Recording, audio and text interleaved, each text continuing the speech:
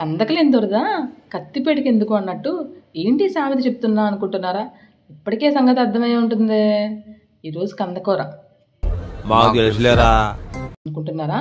అదే అండి, ఎప్పట్లానే మీకోసం ఒక కొత్త చిట్కాతో వచ్చేసాను. చిట్కా తెలియాలంటే వీడియో స్కిప్ చేయకుండా చివరి వరకు చూసేయండి.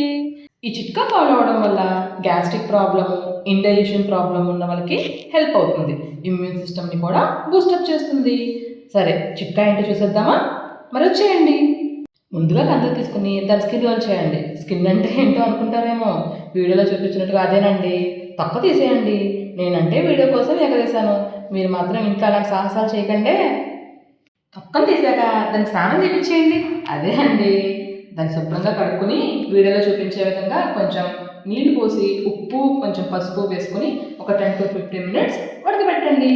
అవి ఉడికే లోపల కూరకు కావాల్సినవన్నీ రెడీ చేసుకుందామా? అదేనండి, తాలింపు గింజలు. తాలింపు కావాల్సినవి ఏంటండి? ఎండుమిర్చి, ఆవాలు, జీలకర్ర, శనగపప్పు తీసుకోండి. అలాగే సన్నగా తరిగిన టమాటో, 2-3 పచ్చిమిర్చి, సన్నగా తరిగిన ఉల్లిపాయ, కరివేపాకు, వెల్లుల్లి. ఇప్పుడు కడాయి తీసుకుని కొంచెం అంటే కొంచెం నూనె వేసి హీట్ అయ్యాక తాలింపు వేగిన తర్వాత ఆనియన్స్, మిర్చి, కరివేపాకు వేసుకొని తిప్పుకోవాలి. వెల్లుల్లి ఉంది కదా, దాన్ని దంచి వేసుకోవాలి. అవన్నీ బాగా వేగిన తర్వాత టమాటాలు యాడ్ చేసుకుని మొత్తం ఒకసారి కలిపి లిడ్ పెట్టేసుకుని ఒక 5 minutes ఉడికించండి. అంతా మగ్గిన తర్వాత మనం ముందుగా పెట్టిన కంద వేసేయాలి. రుచికి సరిపడా ఉప్పు, కారం, జీరా పౌడర్ వేసుకొని అంతా ఒకసారి తిప్పుకొని లిడ్ పెట్టేయాలి. ఒక 5 minutes ఉడికిన తర్వాత ఇదే అండి అస్సలైన ఘట్టం. ఏంటో అనుకుంటున్నారా? నేను చింతపండు బదులు నిమ్మకాయ వాడుతున్నానండి.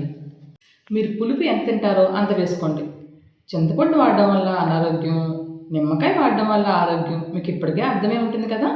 ఇక నుండైనా చింతపండు డబ్బాల్లో చింతపండు లేకుండా చూసుకోండి. మరి పులుపు కోసం లెమన్, అదేనండి నిమ్మకాయ, అందుబాటులో లేకపోయినా నారింజ, పచ్చి మామిడికాయ, చింతకాయ కూడా వాడుకోవచ్చు. మళ్ళీ నెక్స్ట్ వీడియోలో ఇంకొక కొత్త చిట్కాతో కలుద్దామా? ఈ వీడియో కనుక మీకు నచ్చితే లైక్, షేర్ అండ్ సబ్స్క్రైబ్.